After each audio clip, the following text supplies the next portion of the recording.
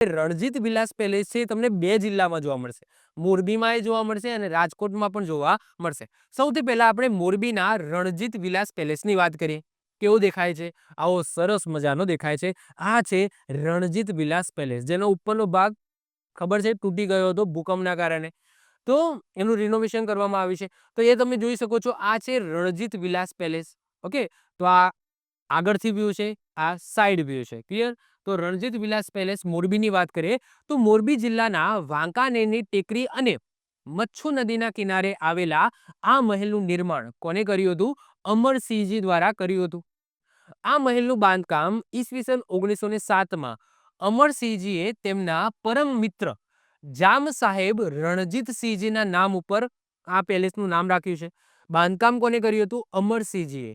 પરંતુ આ મહેલનું જે નામ છે એ કોના નામ ઉપર રાખવામાં આવ્યું છે? તો એમના પરમ મિત્ર હતા, ખાસ મિત્ર હતા. પેલા જેઠાલાલ અને તારક મહેતા હોય ને એવા ખાસ મિત્ર હતા જામ સાહેબ રણજીતસિંહજી. કોના?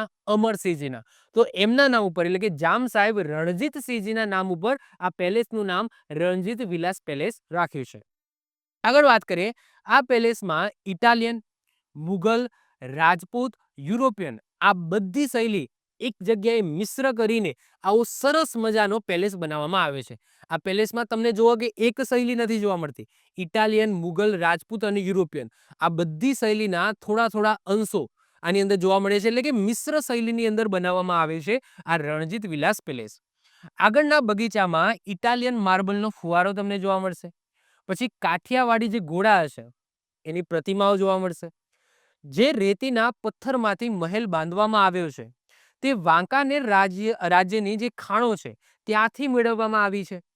આ મહેલમાં ડુંગળી આકારનો ગુંબજ જોવા મળશે. ક્યાં છે સાહેબ? આ રહ્યો. ઓકે, જો અહીંયા આ છે ને, આ ઉપર છે. આ ટાવરના ઉપર ગુંબજ હતો, અત્યારે નથી. મતલબ એ વખતે જે તૂટી ગયો હતો એ વખતેનો ફોટો છે. પરંતુ તમે જોશો કે આ રીતના છે, આ ગુંબજ છે. પછી અહીંયા પણ તમને ગુંબજ જોવા મળશે બે. અને જે મુખ્ય ગુંબજ છે આની ઉપર હતો, જે ઘડિયાળ વાળું જે ટાવર છે એની ઉપર હતો. તો અહીંયા તમે જોઈ શકો છો, આ ઇમેજની અંદર દેખાય છે. તો ડુંગળી આકારનો ગુંબજ છે, સાથે ટોચ પર એક ઘડિયાળ ટાવર પણ છે જેની મેં વાત કરીએ, જેને 2001ના ભૂકંપમાં વ્યાપક નુકસાન થયું હતું, જેની ઇમેજ મેં અહીંયા મૂકેલી છે. ઓકે, તૂટી ગયું હતું. મહેલની મોટા ભાગની સજાવટ અને રાચર ચિલ્લું યુરોપથી આયાત કરવામાં આવી છે. તો મોટાભાગની જે સજાવવાની વસ્તુઓ છે અને જે રાચર ચિલ્લું છે, રાચર ચિલ્લું આપણે જોઈશું. ઓકે, હસ્તકળાની અંદર આપણે જોવાનું છે. તો રાચર ચિલ્લું છે એ યુરોપથી આયાત કરવામાં આવ્યું છે. દેટ્સ મીન્સ કે યુરોપથી મંગાવવામાં આવ્યું છે અને આની અંદર સજાવટના ભાગરૂપે મૂકવામાં આવ્યું હતું. તો આવો સરસ મજાનો રણજીત વિલાસ પેલેસ તમને ક્યાં જોવા મળશે? તો મોરબીની અંદર તમને જોવા મળશે. ક્લિયર છે? ચલો વધીએ આગળ. આવી જ રીતના ઓછા સમયની અંદર મહત્વપૂર્ણ નોલેજ મેળવવા માટે અને મને સપોર્ટ કરવા માટે આજે જ આપણી યુટ્યુબ ચેનલ ટીચિંગ કિશન ક્લિપને સબસ્ક્રાઇબ કરો.